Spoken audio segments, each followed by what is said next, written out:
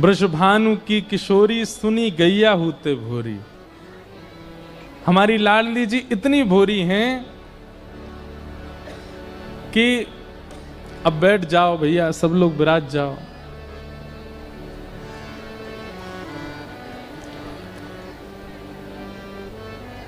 एक बार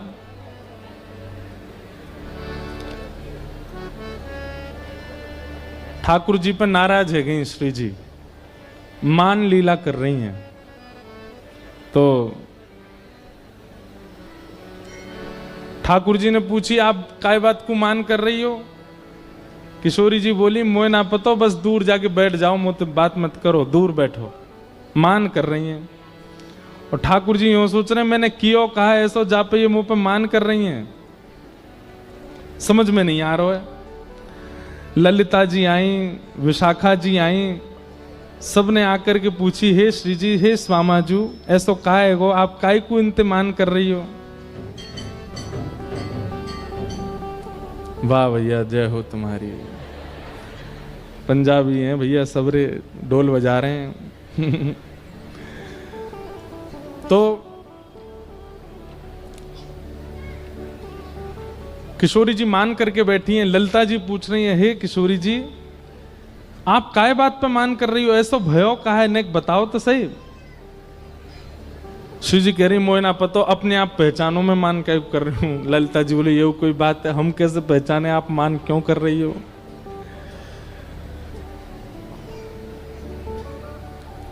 कछु बना के पवा दें, कछु नयो श्रृंगार धरा दें, कैसे करें? आप कैसे मानोगी, कैसे रीझोगी? पर श्री जी नहीं रीझ रही हैं। लाल जी बोले, मैंने एक प्रयास करूं। ललिता जी बोले, तुम तो दूर ही रहो, तुम्हारी वजह से मान कर रही है, पास मत आ जाइयो। इतना मान कर रही है श्यामाजू। सुबह से शाम है गई, तब ललिता जी ने पूछी है पास जाके कि हे श्यामाजू, आपके मान को कारण कहा है, कहा बात है? बेचारे लाल जी इतनो आपसे स्नेह करें, इतने आपके बेचारे चरणन में ही बैठे रहें, फिर भी आप इतनो मान करें उनके ऊपर, कहाँ कारण है? किशोरी जी कह रही हैं, आज ये एक मणि पहन करके आए हैं और वह मणि में एक गोपी को चित्र बन रहा है। समझ में आई बात? किशोरी जी कह रही हैं, आज एक मणि पहन करके आए और वह मणि में एक गोपी को चित्र बन रहा है। वाह, गोपी के चित्र को देख करके मोह मान हेरो है जन, कौन सी नई गोपी इनने अपने वश में कर ली है और वही की मणि पहन के घूम रहे हैं। ऐसो प्रेम तो हम तो ना कियो इनने, हमारे चित्र की मणि कभी ना पहनी, एक गोपी की मणि चित्र की पहन के आए हैं। ललिता जी गई ठाकुर जी के पास और ठाकुर जी के पास जाकर के बोली, इतको आओ, निक दिखाओ, ऐसी कैसी मणि पहनी है आपने जहां में कोई गोपी दिख रही है? ठाकुर जी पास गए तो आज ठाकुर जी नीली नीली मणि पहन करके आए। ललिता जी ने जैसे ही देखो तो ललिता जी को अपना ही प्रतिबिंब दिखाई दिया। ललिता जी सिर पे हाथ धर के बोले हमारी श्यामाजू कितनी भोरी है ठाकुर जी। बोले क्यों? मुझे कह रही हैं, बोले मैं लाला तो या हमारे नाराज हूं, ऐसी मणि पहन के आया, वहां में कोई गोपी दिख रही है। अब ये कैसे समझाएं? खुद ही देख के अपने आप, अपने चित्र ही देख के उदास रह रही हैं, अपनो ही रूप देख रही हैं। कितनी भोली है हमारी किशोरी जी। ठाकुर जी गए किशोरी जी के पास और मैं पद ढूंढ रहा हूं, वो पद इतना सुंदर है। किशोरी जी उसमें वर्णन करते हैं, अपने स्वरूप का वर्णन किशोरी जी कर रही हैं। मोते हु रूप गुण आगरी, कहां पाई बिन मोलिनी। किशोरी जी कह रही हैं, बड़े बड़े नैन, बड़े बड़े नैन, काजर उजियारे, कहां पाई बिन मोलिनी। ये ऐसे बड़े बड़े नेत्र वाली काजर लगा करके, मोतु रूप गुण आगरी, मोतु ज्यादा सुंदर, और ज्यो ज्यो या कुछ समीप लऊं ऐसी किलकिला के हंसे, कहां ते लेके आयो? तब अंत में सब सखी हंसन लगी, बोली हे श्यामाजू आप तो बहुत भोरी हो, आप इतनी देर से अपने ही रूप को वर्णन कर रही हो जी, आप खुद ही को देख रही हो, वो प्रतिबिंब है मणि में। किशोरी जी ने जैसे सुनी कि मैं अपनो ही रूप देख करके ठाकुर जी पे मान कर रही, तो शर्मा के श्री जी चली गई जमुना जी के तट पे, और लाल जी विचार करें हमारी श्यामा जी भोरी कितनी है। ऐसी किशोरी जी। बंधुओं, ये वृंदावन रस रीति जो है ना प्रेम की, यहां पर छल मत कीजिएगा, यहां पर कपट मत कीजिएगा, यहां पर चतुराई मत दिखाइएगा। हमारी किशोरी जी बहुत भोली है, इसीलिए हमारे वृंदावन के मंदिरों में किशोरी जी का प्रत्यक्ष दर्शन नहीं है, क्योंकि हम चतुर बहुत हैं, हम छल बहुत है हमारे भीतर, हम कपटी बहुत हैं। और किशोरी जी बहुत सीधी हैं, बहुत सरल हैं, इसलिए ठाकुर जी ने उनको गौड़ कर रखो, बोले मैं खड़ा हूंगा, इनते तो मैं ही जूझूंगा, चतुर शिरोमणि है सबरे। हे श्यामाजू आपके आगे आके तो ऐसे ऐसे नाटक करेंगे, आप तो दो आंसू देख लेंगे इनकी, इन पर सब कजू बरसाए देंगी, हमारे आप तो घूंघट में ही रहो, भीतर ही रहो, मैं मिलूं इनते। इसलिए हमारी किशोरी जी भीतर बैठी हैं, लेकिन फिर भी हमारी किशोरी जी कृपा करती हैं, अनुग्रह करती हैं।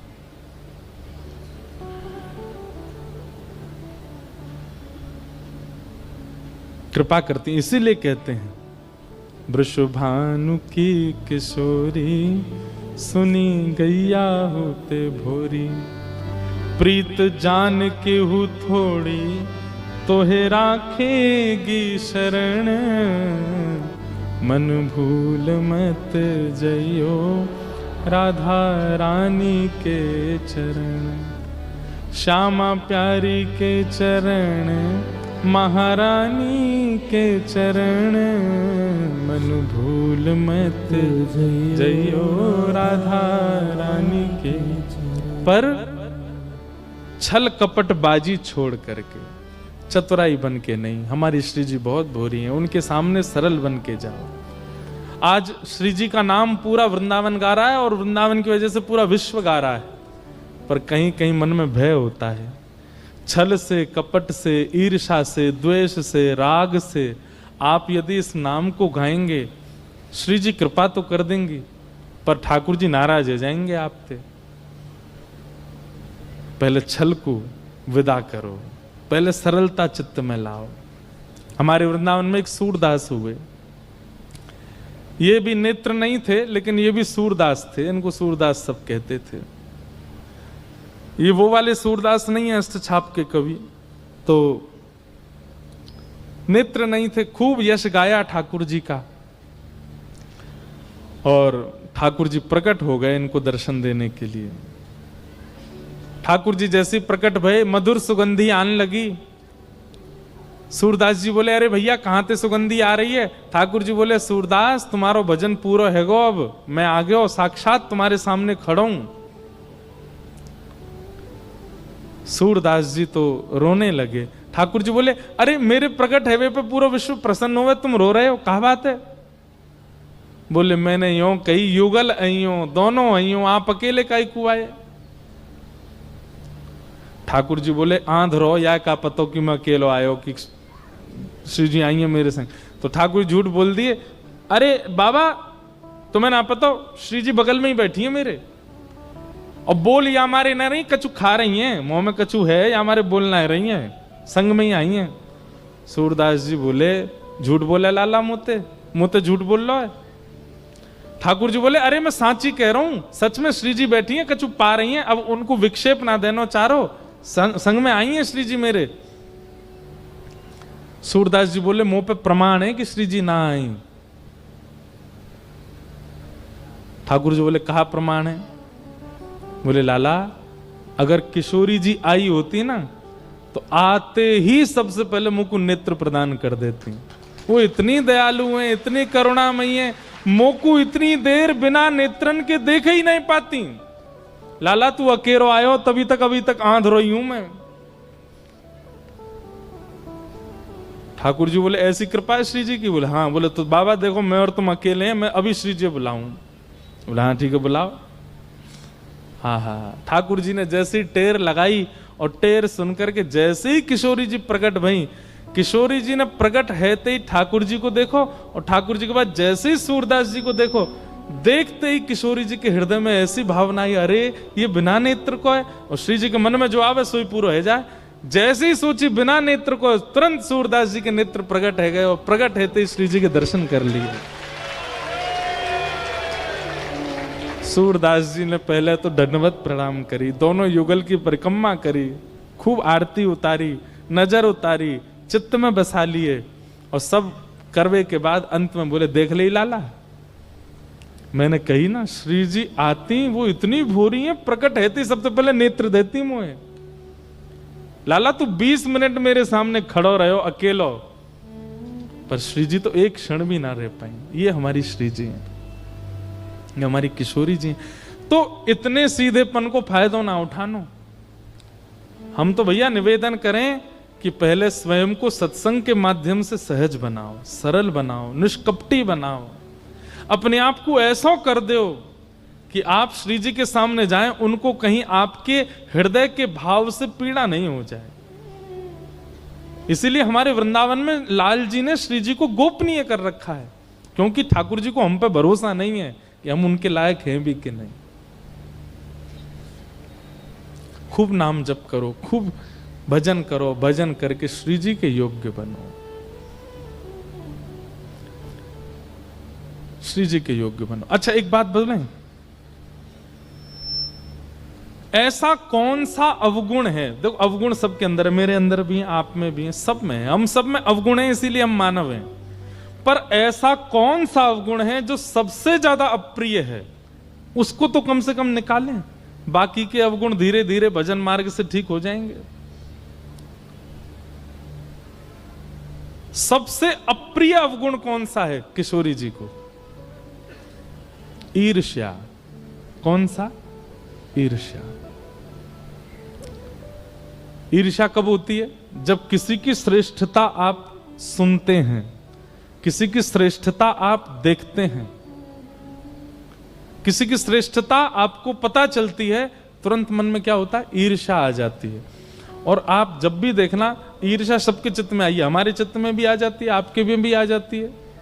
पर ईर्ष्या जब चित्त में आती है ना, आप देखना, आप हंसोगे, मुख से तो हंसोगे, पर मुख आपका बता रहा होगा सामने वालों को कि हंस नहीं रहा है। आप बोल तो रहे होगे अच्छा, पर उसका भाव पूरा पूरा गलत ही जा रहा होगा। सबसे बड़ा मुखौटा है हमारे मुखमंडल पर ईर्ष्या। क्यों? चित्त में कुछ है, मुख से कुछ निकलवाता, और श्री जी को ये बिल्कुल प्रिय नहीं है। तो क्रोध है, लोभ है, द्वेष, क्रोध है, लोभ है, अहंता है, ममता है, चिंता है, आदि आदि और भी दोष हैं, काम है, आदि आदि। इन सब दोषों को बाद में देखेंगे, बाद में छेड़ेंगे, पहले ईर्ष्या निकालो। ईर्ष्या निकालने के बाद आप कम से कम श्री जी के नाम गाने लायक बन जाओगे। सामने जाने लायक तो फिर भी नहीं हो, पर हाँ किशोरी जी का नाम गाने की, नाम गाओ और चित्त में श्री जी प्रकट हों, ये होता है नाम गान। नाम गान का मतलब ये नहीं श्री राधा श्री राधा श्री राधा कह रहे हैं, बस कहने मात्र से तो केवल जीवाणु पवित्र हो जाएंगे, पर श्री राधा कहा और तभी तप्त कांचन गौरांगी चित्त में प्रकट हो गई किशोरी जी। ये होता है नाम गान का मतलब। जैसे ही कहा मधुसूदन, तुरंत मधुसूदन चित्त में प्रकट हो गए। जैसे ही कहा मदन मोहन, तुरंत मदन मोहन रूप चित्त में प्रकट हो गया। गिरधर गोपाल, तुरंत भुजा ऊपर धारण किए श्री ठाकुर जी चित्त में प्रकट हो गए। ये होता है नाम गान का मतलब। तो नाम गान की स्थिति तब प्रारंभ हो जाएगी जब ईर्ष्या चली जाए। दर्शन की स्थिति के लिए तो बहुत यत्न करने पड़ेंगे, हमें सरल बनना है, सहज बनना है, तब जाकर के श्री जी की कृपा प्राप्त हो। ऐसी हमारी किशोरी जी। तो अनेक चरित्र हैं भागवत में। आज मेरा मन था कि मैं भागवत का एक विषय कहकर के कथा विराम दूं, जहां पर भक्तों के लक्षण बताए गए हैं। कल मुझसे कोई कह रहा था कि महाराज जी कम से कम गुण ही बता दो कौन कौन से होने चाहिए हमारे अंदर, जिससे ये सिद्ध हो कि हम भक्त हैं कि नहीं है, हमारे अंदर कहीं अभक्तता तो नहीं।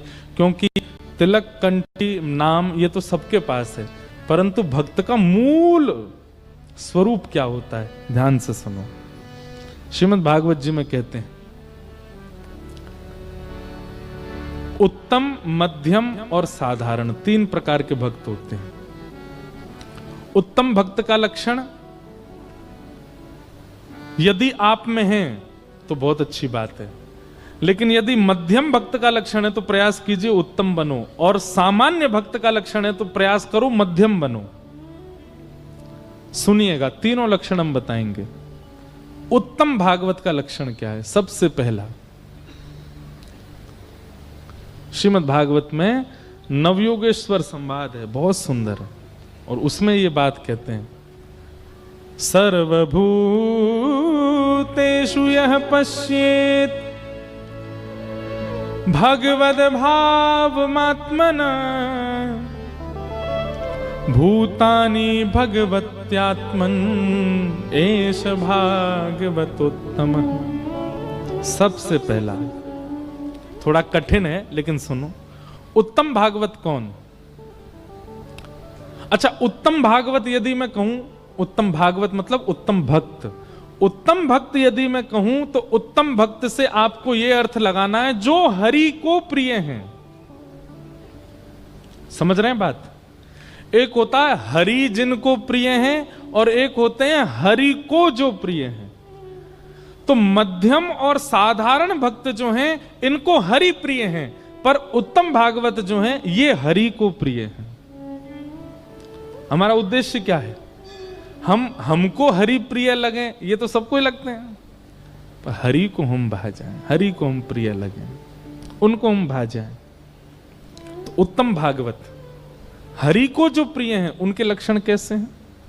बोले सर्वभूतेषु यः पश्येत् भगवद् भावमात्मनः। जो जहां दृष्टि घुमाता है, हर स्थिति में, हर परिस्थिति में, हर व्यक्ति में भगवत गुण का दर्शन करता है। जैसे हम यहां सिड्डी से उतरे, और जैसे सिड्डी से उतरे तो पांव फिसल गया, रिपट गए, मुंह के बल गिरे। डॉक्टर के पास गए तो डॉक्टर ने कही कि भैया आपके ये चोट लगी है, अब 2 महीना बेड रेस्ट करना है। संसारी व्यक्ति क्या विचार करेगा? संसारी व्यक्ति विचार करेगा पता नहीं इस दिन किसका मुंह देखा था, पता नहीं मेरी शनि की 7.5 शुरू हो गई है। ज्योतिषाचार्य जी से पूछवा रहे हैं भैया कुछ दिन से हमको लग रहा था पैसा भी नहीं आ रहा है, जॉब भी बढ़िया नहीं चल रही, बिजनेस में भी ठप था, और नीचे गिर और गए, किसी की नजर लग गई है। ये संसारी व्यक्ति सोचेगा, पर भक्त क्या सोचेगा? बोले ओहो ठाकुर जी यूं सोच रहे, दारी के बहुत डोले इधर उधर, न कहू आराम ना करे, चल अब 2 महीना यही बहाने ते लेट हो रहे बेड पे, उठियो मत। जो तू तन को रोग लगावे, जो तू तन को रोग लगावे, ओढ़ रजाई सो जाऊं, जो तू तन को रोग लगावे, ओढ़ रजाई सो जाऊं। उत्तम भागवत का लक्षण क्या है? वो हर स्थिति में भगवत कृपा ही देखता है, उसके अंदर नकारात्मक भाव ही नहीं आता। आज पूरे दिन भोजन नहीं मिला, जबकि पंजाब में ऐसा हो नहीं सकता, पर मान लो आज पूरे दिन भोजन नहीं मिला, आपने क्या सोचा? आज पता नहीं कैसा दिन है, आज अन्न नहीं गया, एक अन्न का दाना, आज तो एकादशी भी नहीं है फिर भी अन्न का एक दाना नहीं गया, पता नहीं क्या हमारे किसका मुंह देखा, क्या हो गया, क्या आप सगुन, आदि आदि जो भी बात। पर वैष्णव क्या सोचता है? वैष्णव सोचेगा जय जय ठाकुर जी की आपकी बलिहारी जय जय।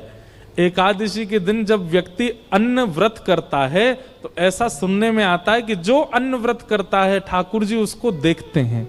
आज पूरे दिन मेरा अन्न व्रत करवा के मानूं, मैं तो यही मानूंगा ठाकुर जी मुझे देख रहे हैं, ठाकुर जी की दृष्टि मुंह पे पड़ रही है। उसके प्रति कोई नकारात्मक भावना नहीं, हर स्थिति में। किसी से ब्याह होना था, ब्याह टूट गया। बहुत धनवान थे, बहुत संपत्तिवान थे। अब संसारी व्यक्ति क्या सोचेगा, पता नहीं कहाँ कर्म फूटे, बढ़िया ब्याह हो रहा था, अच्छे घर में जा रहे थे, खूब धनवान थे और बढ़िया वहां तो सुख राज करते, ब्याह टूट गया। लेकिन वैष्णव क्या सोचेगा, ठाकुर जी आपने मेरे लिए निश्चित ही कोई उचित विचार करके रखा होगा, इसीलिए आपने ऐसा किया। मैं प्रतीक्षा करूंगा, आप जब मुझे कोई उचित अपने योग्य बताएंगे तो उससे ब्याह करूंगा। ये उत्तम भागवत का लक्षण है। वो किसी भी परिस्थिति में नकारात्मक नहीं सोचता। सर्वभूतेषु, अच्छा दूसरा लक्षण क्या है उत्तम भागवत का, मुझसे आपकी किसी ने 100 बुराइयां की, वो व्यक्ति ऐसा है, वो तो ऐसा है, वो तो ऐसा है, वो तो ऐसा है, 100 बातें आपके बारे में गलत कही मेरे से, लेकिन आप जब मेरे सामने आए तो मुझको आप में गुण ही दिखाई दिया। ये उत्तम भागवत का लक्षण है। हम लोग उल्टे हैं, कोई हमसे किसी की 100 बुराई करता है तो हम 101 भी और देख के आते हैं उसमें। तेने वो तो देखा ही नहीं तो मैं देख के आया उसमें, वो ऐसा भी है। लेकिन उत्तम भागवत कैसा होता है, उत्तम भागवत व्यक्ति आपसे 100 बुराइयां, पहले तो वो बुराई सुनेगा ही नहीं, आप उससे 100 बुराई करोगे, वो कहे भैया काय को कहो किसी के बारे में, सब ठीक है जो भी है, फिर भी कोई कर दे जबरदस्ती आपको बैठा के, आप उसके सामने जाओगे, जब मिलकर के आओगे तो आप उसको कहोगे भाई देख तूने भले ही ये सारे अवगुण देखे होंगे पर मुझे तो पता नहीं क्यों उसका स्वभाव अच्छा लगा, मुझे तो पता नहीं उसके व्यवहार में अच्छा ही लगी, ठीक है जैसा भी हो लेकिन ऐसा था। आप गुण ही देख करके आओगे, ये उत्तम भागवत का लक्षण। और तीसरा उत्तम भागवत का थोड़ा कठिन लक्षण है परंतु ये है क्या,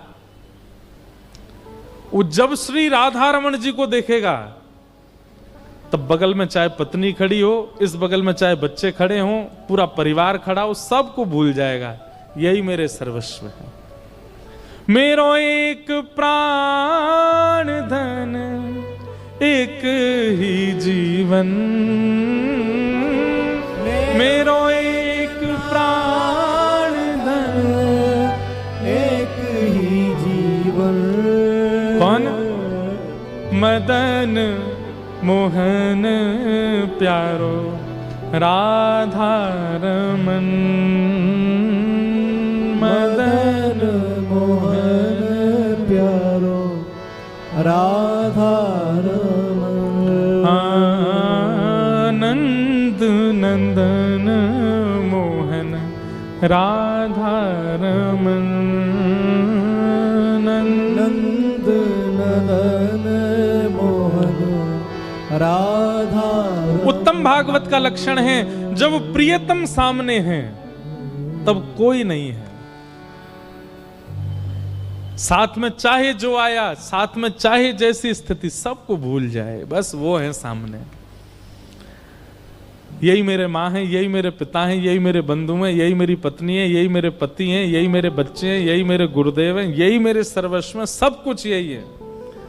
और जैसे ही राधा वल्लभ जी के मंदिर से बाहर आवे, राधा रमन जी के मंदिर से बाहर आवे, तो जो जो संग हैं, चाहे माँ हैं, पिता हैं, पत्नी हैं, बच्चे हैं, तो उनके प्रति भी यही भावना रखे, देखो राधा वल्लभ जी ही इतने रूपों में अब मेरे साथ जा रहे हैं, मेरे पुत्र भी राधा वल्लभ, मेरे पति भी राधा वल्लभ, मेरे भाई भी राधा वल्लभ, मेरे माता पिता भी सब राधा, मतलब जब सबको देखे तो सब में राधा रमन जी को देखे, और जब राधा रमन जी को देखे तो सबको राधा रमन जी में देखे, ये उत्तम भागवत का लक्षण।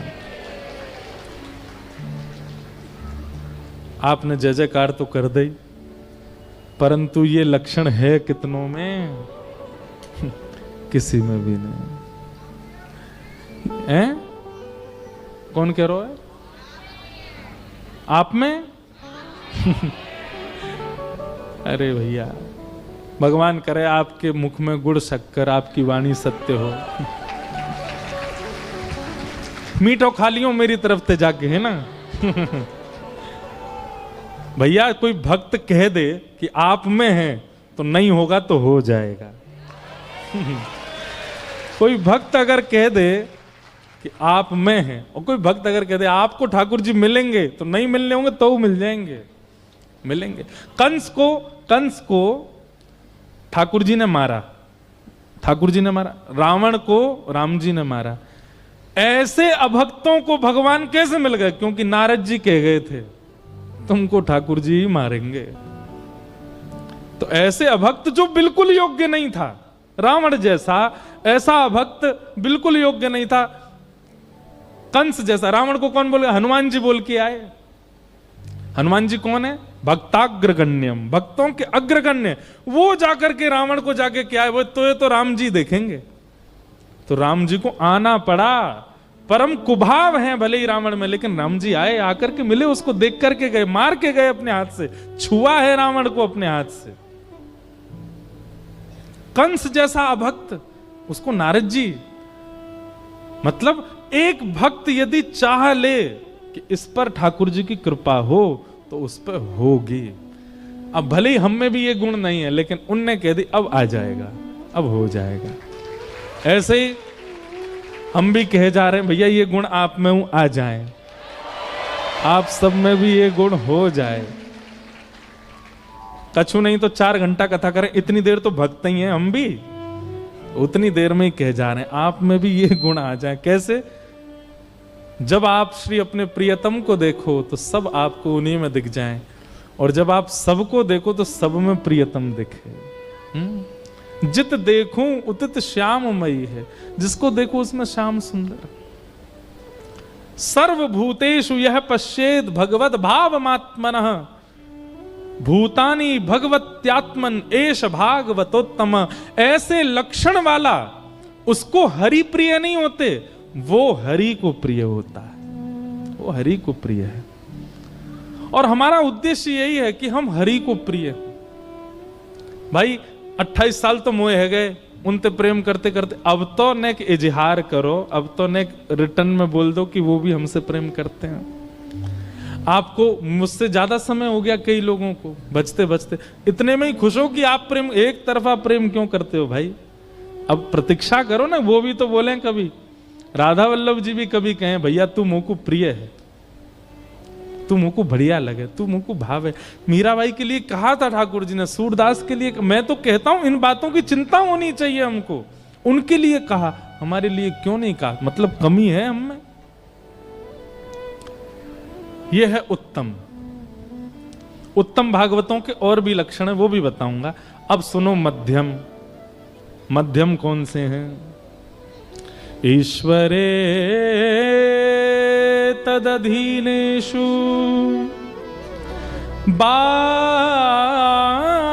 बालशेषु द्विषस्तु च प्रेम मैत्री कृपापेक्षा या करोति समध्यम। मध्यम भागवत का लक्षण क्या है? ईश्वरे तद अधीनेषु, प्रेम करता है ठाकुर जी में। बहुत ध्यान से सुनो। प्रेम करता है ठाकुर जी से, और तद अधीनेषु, जो ठाकुर जी को भजने वाले हैं उनसे प्रेम नहीं करता, उनसे मैत्री करता है। मतलब इसके संबंध में थोड़ा भेद आता था। ठाकुर जी से प्रेम, ठाकुर जी को भजने वालों से मैत्री, और ठाकुर जी की उपेक्षा करने वाले, जो ठाकुर जी को भजते नहीं, ठाकुर जी को मानते नहीं, ठाकुर जी के सामने आते नहीं, उनसे क्या करता है? दूरी बना लेता है, उपेक्षा कर देता है। इसके अंदर थोड़ी भेद दृष्टि है, और वो भेद दृष्टि कैसी है? त्याग करता है, जो हरि का नहीं हम उसके नहीं, ऐसी त्याग दृष्टि इसके चित्त में होती है। और सूरदास जी महाराज इस बात को कहते हैं, तजोरे मन हरि विमुखन को संग, जाके संग कुमति उपजत है, पड़त भजन में भंग। तजोरे मन हरि विमुखन को। अब देखो, कल हम मीराबाई के चरित्र में सुन रहे थे, कितने वर्षों तक पति के चले जाने के बाद भी मेवाड़ नहीं छोड़ा मीराबाई ने। रही, अपने देवर और अपने ननद के दिए गए दुखों को भी सहती रही उनके पास। क्यों? उत्तम भागवत है।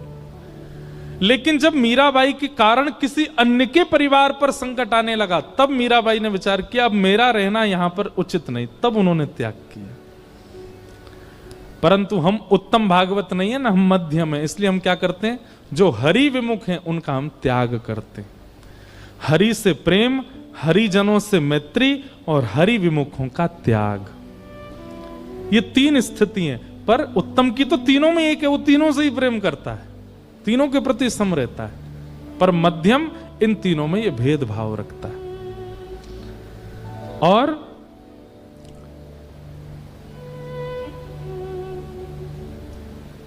जो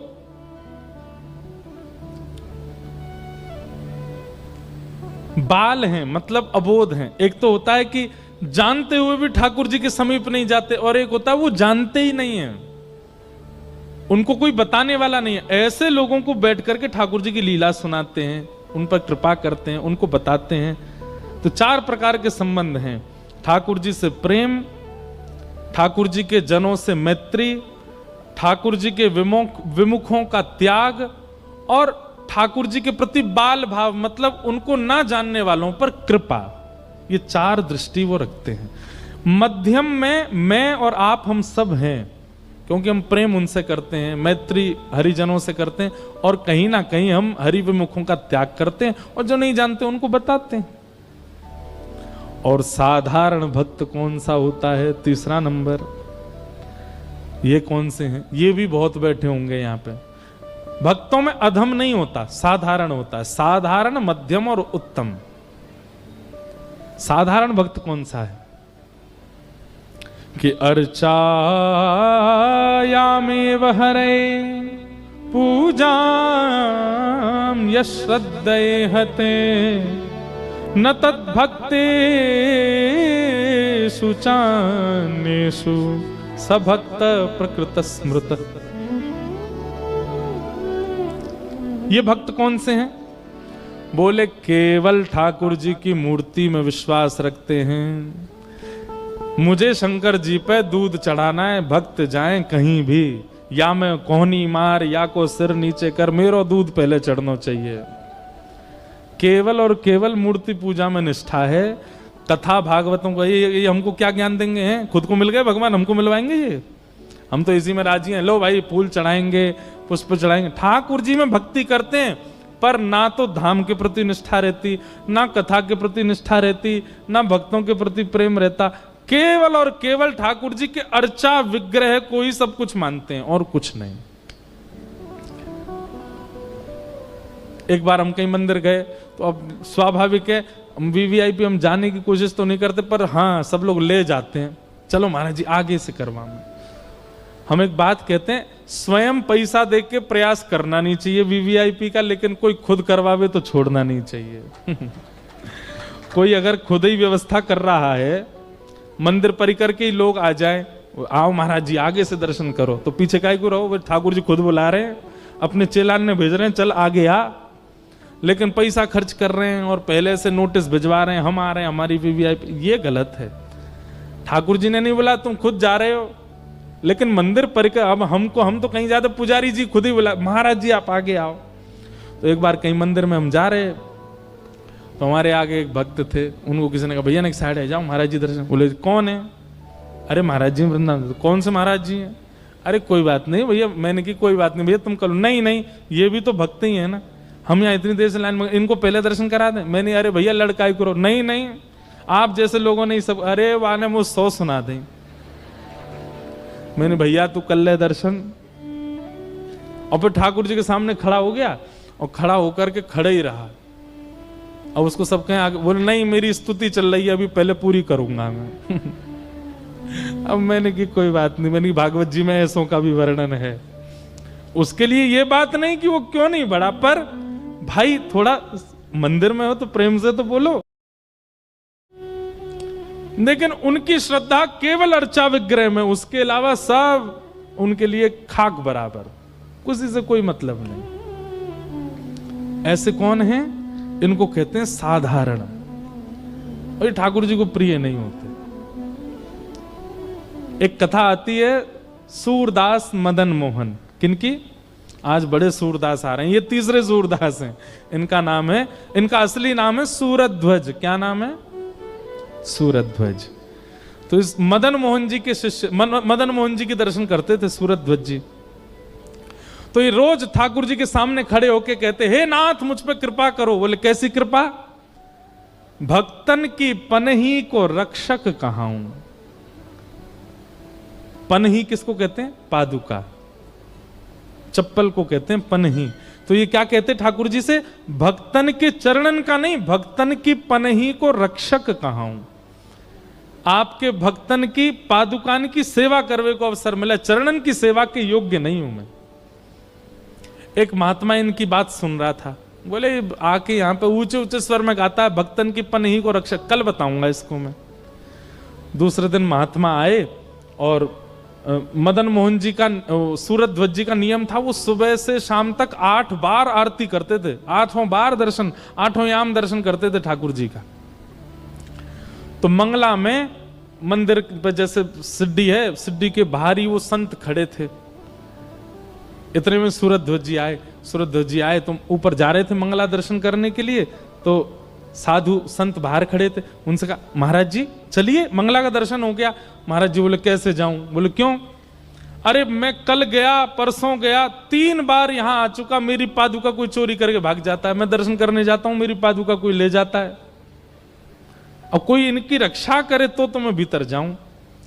मदन मोहन सूरध्वज जी तो नाचने लगे। बोले ये तो मैंने नित्य मांगा ही था ठाकुर जी से। भगवान आप एक काम करो, पादुका मेरे हवाले छोड़ दो, आप दर्शन कर लो, दर्शन करके जब आप आ जाओगे तब मैं जाऊंगा। अरे नहीं नहीं तुम्हारी मंगला छूट जाएगी। बोले भगवान जीवन भर मंगला करिए, पर आज मंगला का प्रसाद मिला है, तो आज मंगला के प्रसाद को थोड़ा संभालने दो, आप जाओ। लेकिन महात्मा तो तगड़ी परीक्षा ले रहे थे। मंगला के घुसे भीतर राजभोग हो गया, भारी ही नहीं आए। और सूरध्वज जी पादुका हाथ में लेकर के बैठे, प्रतीक्षा कर रहे हैं महात्मा आएंगे तो मैं दर्शन करूंगा। राजभोग के बाद संध्या हो गई।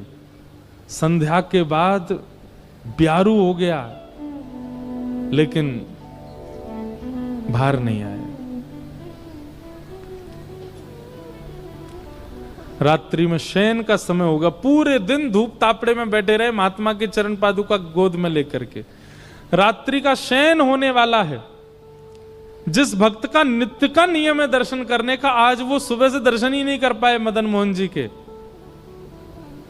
और साधु अंदर खिड़की से झांक रहे हैं, बोले अब ये विचलित होगा, अब ये विचलित होगा, पर मदन मोहन जी तो ऐसे ही बैठे रहे, सूरध्वज जी ऐसे ही बैठे रहे। जब रात में शयन हो गई, कपाट बंद हो गए, तब महात्मा निकल के आए। आकर के कहा, बोले सूरध्वज जी मैं आपकी भक्ति से प्रसन्न हो गया। मैं परीक्षा ले रहा था आपकी, आप नित्य कहते थे संतन की पनही को रक्षक कहाऊं। मैंने कि आज आपका दर्शन छुड़वा दूंगा, देखता हूं आप विचलित होते हो कि नहीं। पर आप तो बिल्कुल विचलित नहीं हुए, मेरे पादुका लेके बैठे रहे।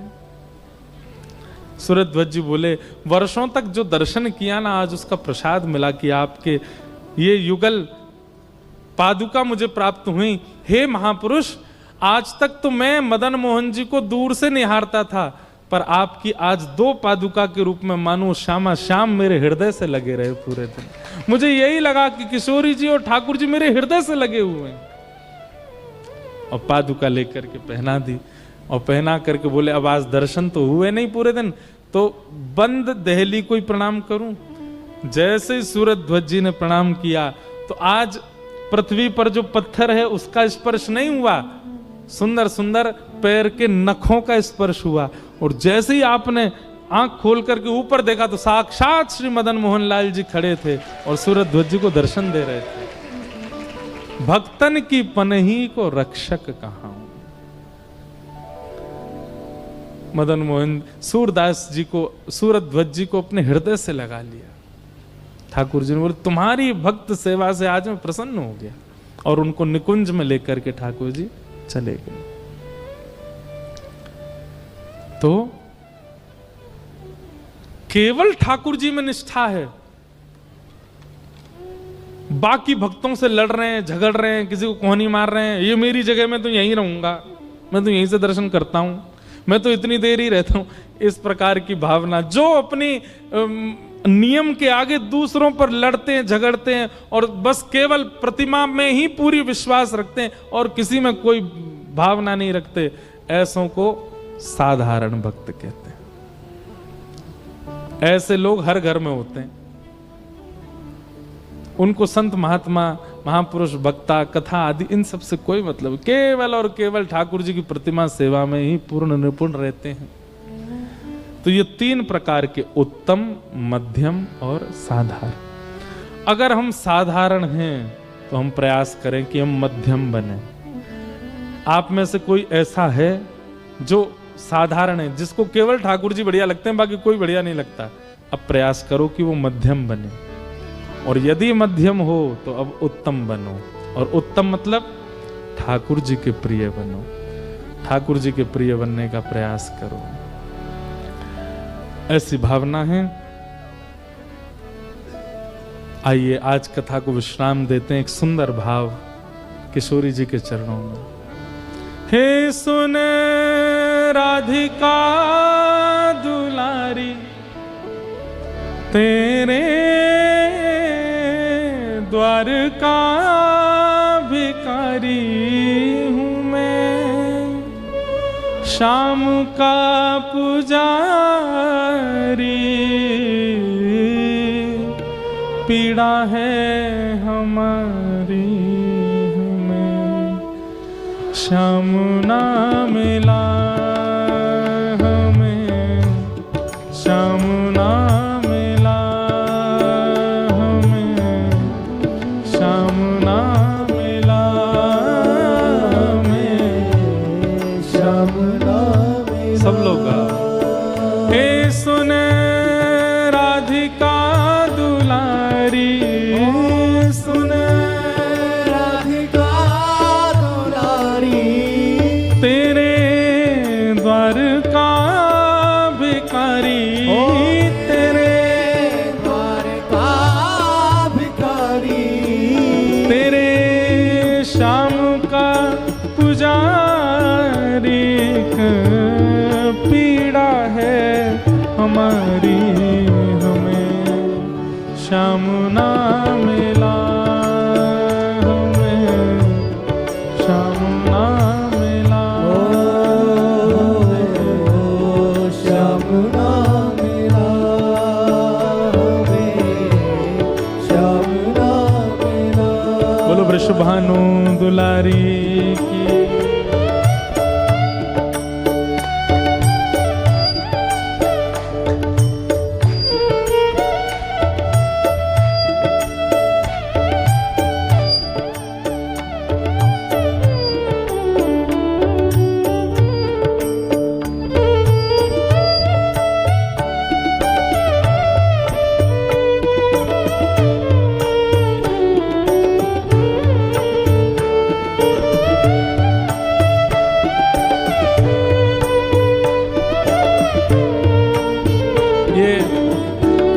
किस भाव से गाया जा रहा है। हम इतने भक्तों के चरित्र सुन रहे हैं। हे श्यामा जी, सब पर आप दोनों युगल कृपा कर रहे हो, पर हम पर कब करेंगे नाथ? जैसे सूरध्वज मदन मोहन सूरदास पर कृपा की, जैसे रत्नावती पर कृपा की, भक्तिमती मीराबाई पर कृपा की, सब भक्तों पर कृपा की, हम पर भी कभी कृपा करो। हम सोचते थे कहाँ कहीं कुंजन में होगा, हम सोचते थे कहाँ कहीं कुंजन में होगा, हम सोचते थे कहाँ कहीं कुंजन में होगा,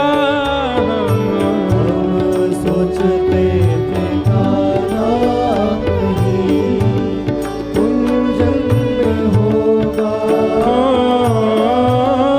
अभी तो मिलन का हमने सुख नहीं होगा, अभी तो मिलन का हमने सुख नहीं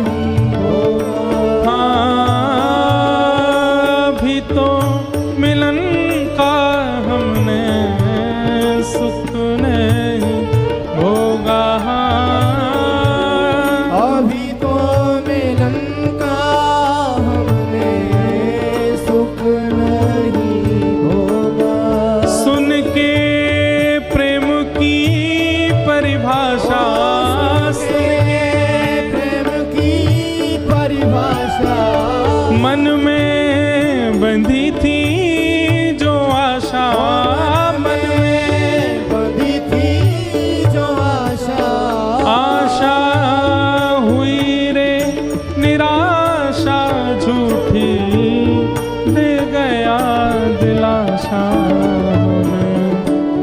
श्याम ना मिला हमें, श्याम ना मिला हमें, श्याम ना मिला हमें, श्याम ना मिला। हे सुन राधिका दुलारी, राधिका दुलारी, तेरे द्वार का भिखारी, तेरे द्वार का भिखारी, तेरे श्याम का पुजारी, एक पीड़ा है हमारी, श्याम ना मिला हमें, श्याम ना मिला श्याम ना मिला, श्याम ना मिला। ओ देता है कन्हाई जिसे प्रेम की दशा, देता है कन्हाई जिसे प्रेम की दिशा, ओ सब विधि उसकी लेता है परीक्षा, सब विधि उसकी लेता है परीक्षा, सब विधि उसकी लेता है परीक्षा, सब विधि उसकी लेता है परीक्षा, कभी निकट बुलाए, कभी निकट बुलाए, कभी दूरियां बढ़ाए, कभी दूरियां बढ़ाए, हो कभी निकट बुलाए, कभी निकट बुलाए, कभी दूरियां बढ़ाए, कभी दूरियां बढ़ाए, छलिया हाथ नहीं आए, छलिया हाथ नहीं आए, श्याम ना मिला हमें, श्याम ना मिला हमें, श्याम ना मिला हमें, श्याम ना मिला। हे सुन राधिका दुलारी, राधिका दुलारी, तेरे द्वार का भिखारी, तेरे द्वार का भिखारी, तेरे श्याम का पुजारी, एक पीड़ा है हमारी, श्याम ना मिला हमें, श्याम ना मिला हमें श्याम ना मिला हमें, श्याम ना मिला हो हमें श्याम ना